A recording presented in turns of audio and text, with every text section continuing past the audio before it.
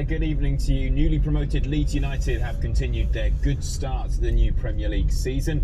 They drew 1-1 with Manchester City. Raheem Sterling put City ahead though. But City goalkeeper Edison flapped at a corner to allow new signing Rodrigo to equalise for Leeds. Leeds are 5th in the table. City are down. His defensive play, his engine to arrive into attack, help us on that left-hand side. He was always ready to join in all the time. At the French Open, top seed Novak Djokovic cruised into the last 16 in Paris. He drops just 5 games in a straight sets win over Colombia's Daniel Elahi-Galan and will now play the 15th seed Russia's Karen Khachanov for a place in the quarter-finals. Salford are through to the final of Rugby League's Challenge Cup for the first time in 51 years. They beat Warrington 24-22. Joey Lussick's first try. He also kicked 13 points. The final day of the Rugby Premiership season has been thrown into doubt after Sale Sharks' crucial match against Worcester was postponed. A number of Sale players tested positive for coronavirus. They need to win the game to guarantee a place in the playoffs. Northampton, who played Sale on Tuesday, have also had their game against Gloucester cancelled. Team Ineos rider Filippo Jana has won the opening stage of this year's rescheduled Giro d'Italia. British riders Geraint Thomas and Simon Yates were 4th and 17th respectively. Colombian crashed into the barriers whilst riding through Palermo. When he lost control of his front wheel, he was taken to hospital but was able to leave later to return to the team hotel after x-rays revealed no fractures.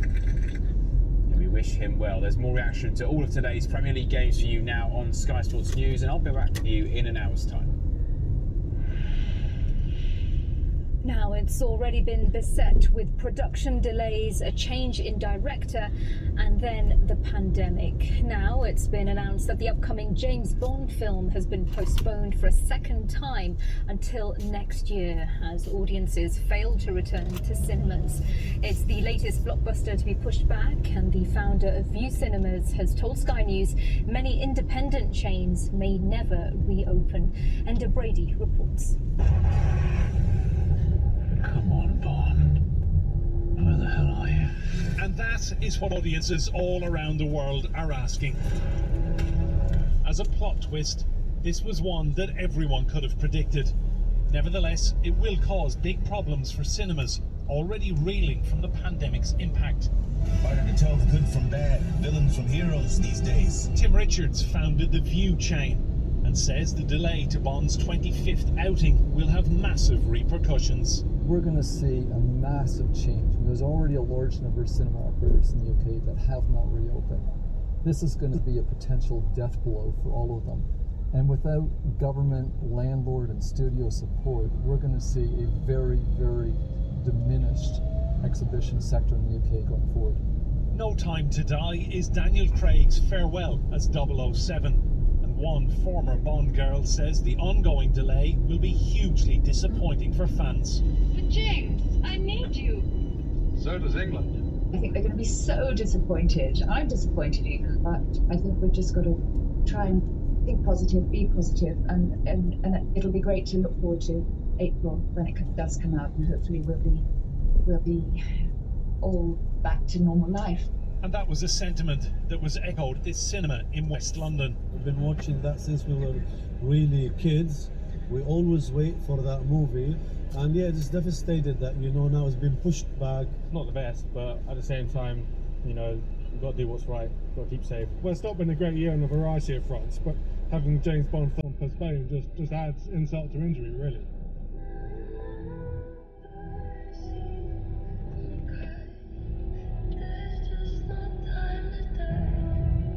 This weekend, Billie Eilish released the video to her Bond theme tune. So the long wait for Bond 25 will continue into 2021. April is the next potential release date, and even that can't be guaranteed. This latest Bond has had no end of problems to overcome. When it finally reaches the silver screen, the hope is, like the man himself, it will defy even the most difficult of odds and deliver. Enda Brady, Sky News in West London. voices of Prince George, Princess Charlotte and Prince Louis have been heard for the first time in a video they recorded with Sir David Attenborough. Hello, David Attenborough. What animal do you think will become extinct next? Hello, David Attenborough. I like planets. Do you like planets too? What animal do you like? I think I like monkeys best because they're such fun. Very cute. According to the Duchess of Cambridge, the youngest royals are massive fans of Sir David. Do stay with us. Coming up on Sky News, we'll be taking another look at the morning's papers in our press.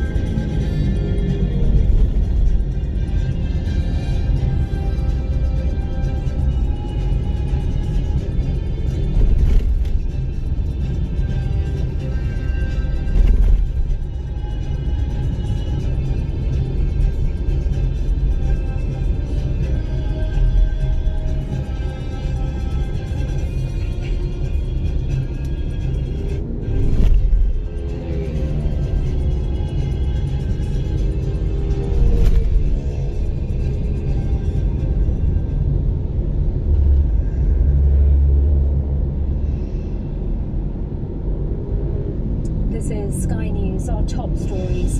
Donald Trump has released a video saying that he didn't feel well when he was admitted to hospital with coronavirus, but that he now feels better. It comes after confusion over the timing of his diagnosis and the severity of his illness. The UK has reported the biggest daily increase in positive tests since the outbreak began. Another 12,872 cases were recorded yesterday, but that number includes some tests which weren't originally reported because of a technical issue. And the head of the European Commission, Ursula von der Leyen, has said significant gaps remain between the UK and the EU as Brexit negotiations continue. Another look at today's newspapers. Here's Anna Jones. Hello there, you're watching the press preview. Our first look at what's on the front pages as they arrive. Over the next half an hour, we're going to be talking about the headlines with journalist and author Rachel Shabby, the deputy editor of Spiked Online, Tom Slater. So very good to see you both. Good evening. Hello. So to to those front pages then, and The Observer says confusion over the state of Donald Trump's health following his COVID-19 diagnosis has thrown the US election campaign into chaos. The Telegraph reports that the president was given oxygen last night as his condition worsened. The Sunday Express asks just how ill is President Trump? The Sunday Mirror has heard that upon receiving his positive test, he repeatedly asked, "Am I going to die?" The Sunday Times has details of the drugs Mr. Trump is reportedly taking, some of which are seen as being radical. Meanwhile, the Star on Sunday pictures the Prime Minister's father, Stanley Johnson, sitting in a crowded airport with a face mask down around his neck. The paper says it's a repeat offence. And Sunday People insist Prince Harry should return home from America to assist his fellow veterans. So Rachel Shabby and Tom Slater here with me tonight. And I guess we shouldn't be terribly surprised that the fact that the President of the United States is in hospital having tested a positive coronavirus with just a month to go until the presidential election. We shouldn't be surprised that that's all over the front pages once again, Rachel. You've picked out the Sunday Express first of all, because they're posing the question, just how ill is President Trump? And there has been a bit of confusion tonight, hasn't there? Well, that's right. It's been a day of increasing confusion. The White House is not really helping with any clarity. And we have to remember that the White House, from day one of President Trump's inauguration, started lying about the size of the crowds at his inauguration and hasn't really stopped since. So the misinformation is difficult when it comes to establishing his condition now. This afternoon, his medical team gave a press briefing in which they tried to reassure that everything was fine, and in the process they also inadvertently switched the timeline a little. They said it was a 72-hour timeline rather than a 48-hour one, which means that his infection was confirmed earlier, and he attended several events before being hospitalized. And then just after that briefing from the medical team, an off-the-record source said, no, actually the situation is much more serious. His vital signs are not great, and the next 48 hours will be critical. So very conflicting information coming out from those two sources. Well, that's right, Tom. And if we turn to the Sunday Telegraph, their headline is "Trump given oxygen as vital signs concerning." And there were questions over if Donald Trump had been given oxygen at any stage coming out of that doctor's briefing. And there was some confusion, as Rachel said, not just about the state of his health, but also the timeline as well. Yes, precisely. So as you say, there has been inconsistency between what the White House doctor as well as what more off-the-record briefings have alleged. So at this press conference earlier today, outside of the medical facility that President Trump is at, his doctor kind of skirted around the question of oxygen. He said that he wasn't on oxygen on Thursday, he wasn't on oxygen today, kind of left open the question of whether or not he was on oxygen on Friday, the day that the world found out that he had tested positive. Similarly, this utterance that he made. We've just lost Tom momentarily there. Talking about the timeline there, I'm suspecting we'll be trying to re-establish that line. Oh, Tom, you're back. You were talking about the issue of oxygen, but also the timeline issue, because his personal doctor, talked about it being 72 hours in. There was then a correction issued after that, meaning saying he'd misspoken and he should have said day 3 of treatment, and he would then be sticking to what we previously understood to be the timeline. Exactly, yes. I think the timeline one probably be the one that is particularly pressing, given the fact that if, as his doctor said outside of that medical facility, that it was 72 hours into the diagnosis, that would have suggested, as Rachel was saying, that Trump would have gone to a series of events. I would be amazed if that would actually happen to be the case. It does seem like there's a lot of stories swirling around at the moment, a lot of contradictory stories, some of which generated from, again, the White House itself. It seems like, but I imagine a lot of people, particularly the American people right now, given that things were so on a knife edge even before Trump was found to have coronavirus, just need that clarity now more than ever, because the ramifications of this, not just for the campaign, but for just stability in that country in general, is pretty intense. Well, yes, and the Observer picks up on that point, actually, in their headline. Fears grow for Trump's health amid chaos over election plans. Rachel, this is a very big moment, isn't it? I mean, in this country, we understand a little about what it feels like to have our leader taken into hospital with a serious illness. It is a time of uncertainty, isn't it? And at a particularly sensitive time for America. That's right. It is a time of uncertainty when that happens, as we in the UK knows, but it is compounded, as you say, by the proximity to this incredibly important election. But it's also an election in which has become chaotic and destabilized in itself, primarily because Trump is calling the very integrity of the election itself into question. And he used the debates to do that in a very overt way, suggesting that he would contest the results, calling on people to monitor the polling booths, in which suggested some kind of voter intimidation, suggesting that the in-mail voting would be rigged. So really throwing the concept of a democratic election up in the air. So already there was uncertainty, and now we have on top of that this situation with his illness, and of course that has thrown the campaign itself into disarray as well. Well, yes, and Joe Biden has continued to campaign this weekend, Tom, hasn't he? But what does this mean for Donald Trump's campaign? We're told he's continuing to work while he's in hospital now, but he obviously can't go out and about and hold these rallies, which he loves.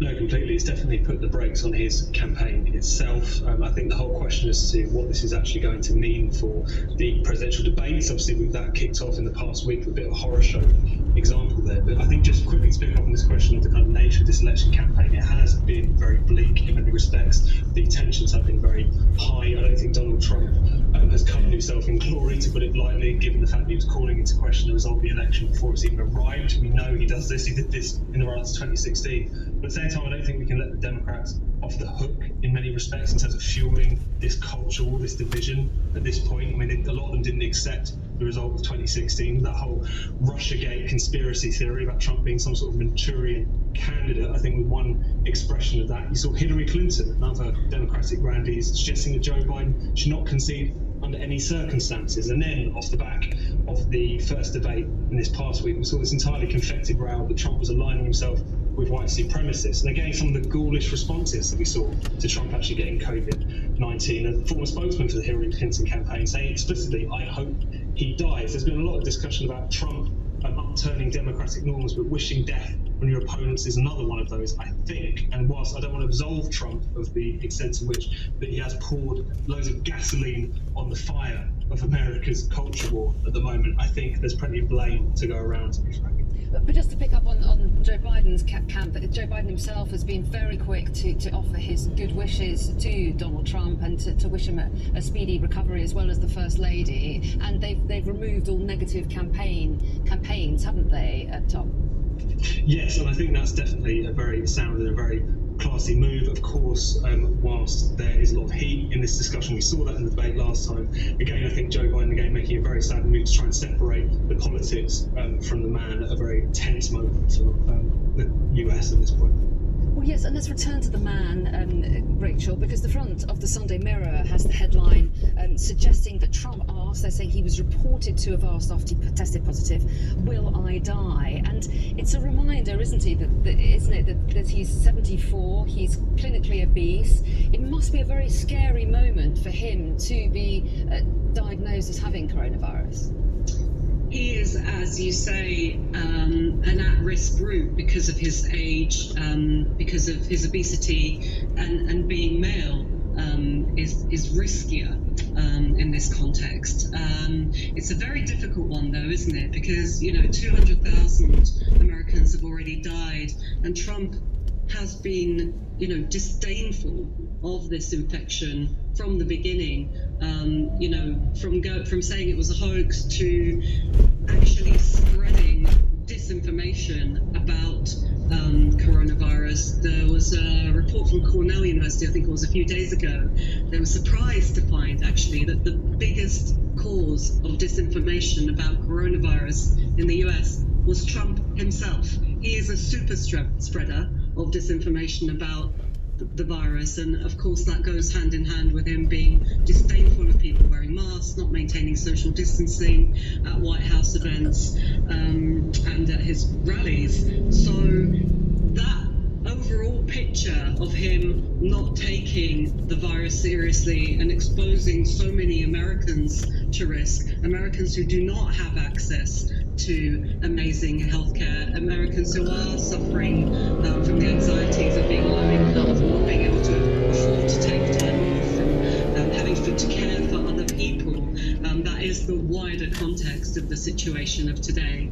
Well, yes, and talking of his treatment, on the front of the Sunday Times, their headline is "Trump gambles on radical new drugs to beat the virus," Tom. And it is interesting, some of the treatments that we're told that he's been given.